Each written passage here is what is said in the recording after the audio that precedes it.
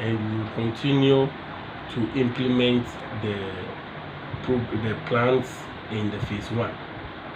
So as we implement the plans of the phase 1 to the point where we have contracted a vendor to sign a contract of construction, then we ask the International Atomic Energy Agency to come and review all our phase 2 activities, and when they give us the nod, like as they are giving us in phase 1, then we go to phase 3 where we construct the power plant. We are expecting that this phase 3 will also end by 2030, where we connect the nuclear power plant to the grid to integrate nuclear into our energy mix. This is a purpose to diversify the country's fuel supply mix, so that it will enhance the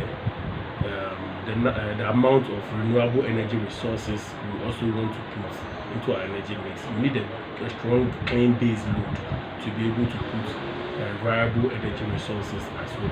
We need a strong clean base load for our industrialization.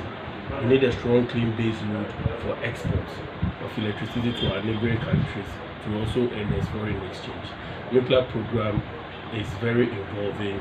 It is time consuming for a newcomer country. But once we reach the end of phase 3, Ghana will be a beacon of Africa and the sub-region, and is going to improve on our industry in diverse ways in construction, robotics, healthcare, and even water supply in the economy.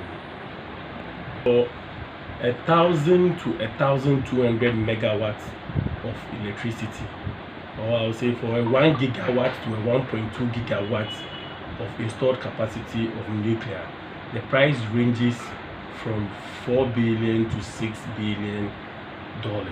However, we are having other quotations from 700 megawatts, which is quoting somewhere around $2 billion from the other countries.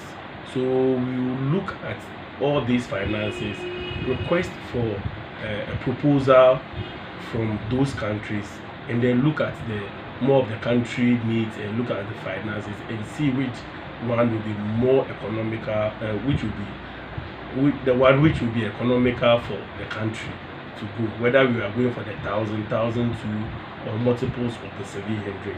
And the financing arrangement will also stimulate which direction we go based on the country we want to engage in. Yes, the project is going to start between 4 to 5 years from now, and yes, government has identified 4 candidate sites for these areas, and we are working in the phase 2 to identify a preferred site. So we are putting in seismic machines to read the seismic data of such location.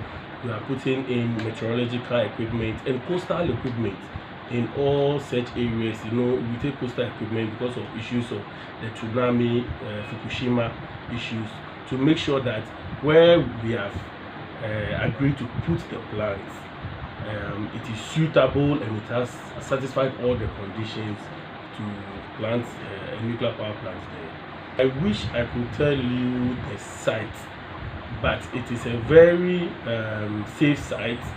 It is a site which is devoid of human population, and I'm not able to tell you now because we need to acquire that site before we'll be able to divulge to the public that this is the site, based on the reason of not trying to reduce the cost of the project.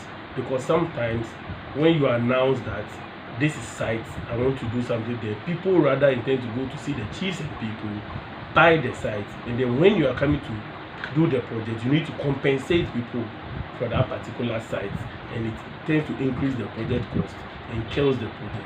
A case in place is the proposed airport at Pram area, where a lot of people bought the site, and if you want to build an airport at Pram now, it's going to be difficult. Secondly, once we acquire the site, we need to send security personnel in that location to be able to guide and protect equipment which will be put in there, to take certain data for us. So all these are some of the reasons why we will not want to disclose the site now.